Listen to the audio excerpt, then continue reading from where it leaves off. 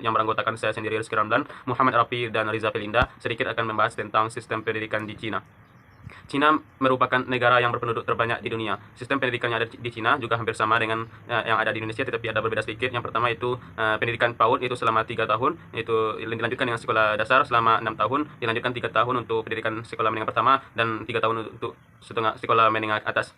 Dan pada sekolah dasar, mata pelajaran yang diutamakan itu seperti bahasa Cina, geografi, matematika, dan lain. Dan kurikulum pendidikan di Cina itu menekankan pada moral, intelektual, dan mata pelajaran pendidikan jasmani atau olahraga juga ditekankan pada Cina, karena biasanya sebelum 1 jam memulai pelajaran di Cina tersebut wajib melakukan olahraga terlebih dahulu. Sekian, terima kasih. Akan dilanjutkan oleh Riza Felinda. Baiklah, saya di sini akan menjelaskan sedikit tentang analisis perbandingan kurikulum pendidikan yang ada di Indonesia dan yang ada di Cina. Sistem pendekatan atau sistem pembelajaran yang dilakukan di Cina itu lebih menekankan pada penguasaan materi dan pada penguasaan keterampilan bagi para siswanya. Hal ini ditempuh dengan proses belajar mengajar di Cina itu lebih kondusif. Dilihat dari kurikulum yang modern, sarana prasarana yang memadai, guru yang kompeten, guru yang berkualitas, dana pendidikan yang tinggi, dan budaya belajar yang tinggi. Ini mampu menjadikan Cina itu negara maju, bahkan dalam pendidikannya mampu mengalahkan Amerika dan Cina. Dan juga kurikulum yang ada di Cina itu tidak menekankan bagi siswanya, tidak terlalu menekankan bagi siswanya untuk menghafal pelajaran yang diberikan oleh gurunya. Artinya, guru menjelaskan dan kurikulum ini tidak menekankan bagi siswanya untuk menghafal pelajaran materi yang diberikan oleh gurunya. Ini yang ditakuti oleh Cina, mampu membunuh karakter siswa yang di Cina tersebut. Namun, kurikulum ini lebih menekankan pada pemahaman. Jadi siswa di sana itu dianjurkan atau ditekankan untuk memahami, menghayati pelajaran yang diberikan oleh guru kepada siswa tersebut.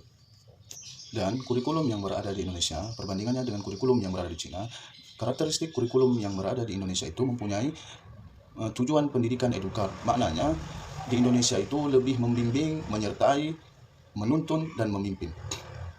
Dan filosofi pendidikan edukar tidak menekankan atau tidak menganjurkan kepada gurunya untuk memberikan pembelajaran yang banyak atau memberikan materi yang banyak kepada siswanya, sehingga materi itu tidak dapat dipahami atau dikuasai oleh siswanya.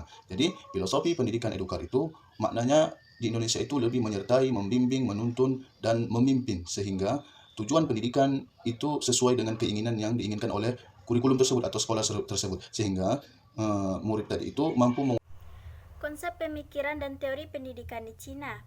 Konsep pemikiran, tradisi pemikiran falsafah di Cina bermula sekitar abad ke-6 sebelum Masehi. Pada masa pemerintahan dinasti Xiao di utara Konfuse, Lao Tse, Mengxue, dan Chongzhe dianggap sebagai peletak dasar dan penggagas falsafah Cina. Pemikiran mereka sangat berpengaruh dan membentuk ciri-ciri khusus yang membedakannya dari falsafah India dan Yunani dalam upaya melihat bahwa teori dan kehidupan praktis tidak dapat dipisahkan.